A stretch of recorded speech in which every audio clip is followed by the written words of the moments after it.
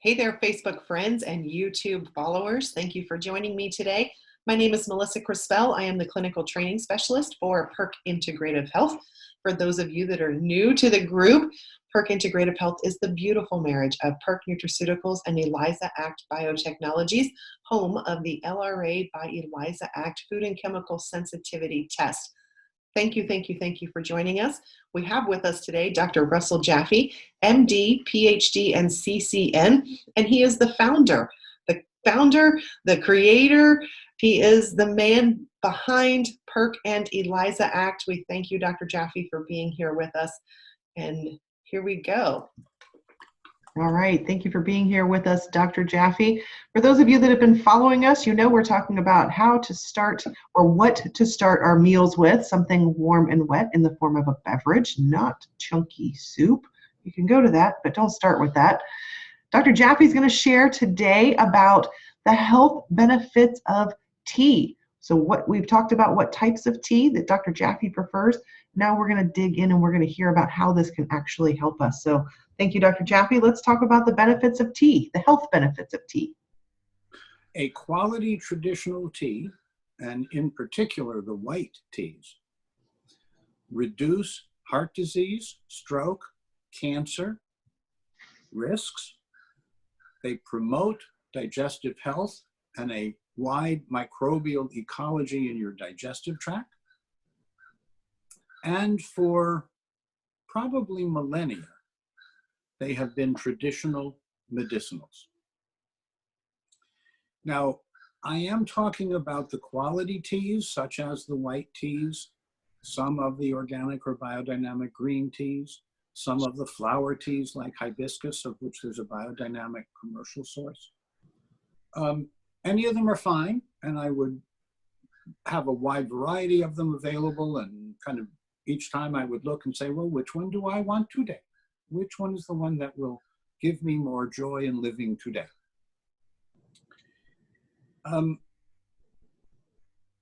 If you want to lower your cholesterol, if you want to improve your blood lipids, if you want to find it easier to manage your weight because your ghrelin and your leptin aren't leaping and growling.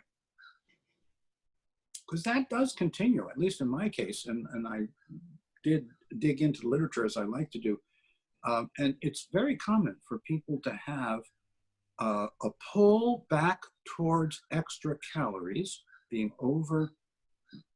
you're overfed and undernourished for up to a year after you lose the weight. And I have lost 65 pounds, as you know, and I don't plan to find it again. But it really did take about a year before I lost the ghrelin and leptin. So tea is a traditional medicinal that is available through quality sources. I would define a quality source as selling you the whole leaves that you would put into a tea strainer and steep at a specific temperature. The white teas at about 160 degrees, the green teas at about 180 degrees, and get all of these benefits. Although there is a little bit of theanine and a little bit of caffeine in all of these teas. And therefore, if you want to be absolutely caffeine-free, or if you're very caffeine sensitive, as some people really are, you would want a flower tea, like the hibiscus biodynamic, or some other flower tea. If you want to bring mental alertness in the afternoon, a brisk cup of tea is a good idea. Now, green tea is known to have EGCG, and EGCG is a beneficial molecule that's been studied at the Whitehead Institute by Weinberg and others for many, many, many years. And I remember after he made his first presentation about where the EGCG sits and why in green tea you have a traditional anti-cancer beverage, I went up to him and I said, well, do you recommend that people take EGCG supplements? And he said, no, because when you isolate the single active work-alike, you may lose a lot of either synergistic or anti-adversity components. And we know that's true. We know from cinchona bark in the days of vat avoiding malaria to quinine to gin and tonic and all the way up to today. What he said was wise and astute, which he is. I mean, that's just who he is. As one who wants to avoid heart disease and cancer, as one who wants to have a healthy, long life where I'm dancing at 120, I include healthy tea on a regular basis. Now, most of my calories come in between noon and 6 p.m. because that seems to work better for my digestion at this phase of my life. But I get up in the morning, and after a shower and a stretch, I'm ready for a beverage, and maybe a quart of that beverage. And then I might have a quart of Pellegrino with some lemon lime or some fresh fruit. And now we get to noon when I have a bowl of something wet to start and manage to include a glass or two, 8 to 16 ounces of herbal or water-like beverage during the meal. You won't drown your stomach. And your stomach will thank you. It actually can do its job better because, and I don't know that we have one of these videos available, but I've seen videos of how the stomach works.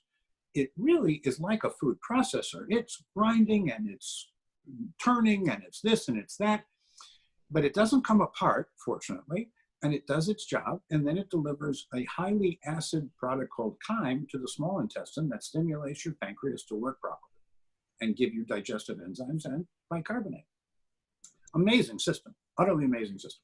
And tea, traditional tea, helps all of that, and I recommend it. Excellent. Thank you very much. And your face and your skin will appreciate that hydration as well. Yes. Thank you for being with us. Very good point. No, Melissa, that's a very good point.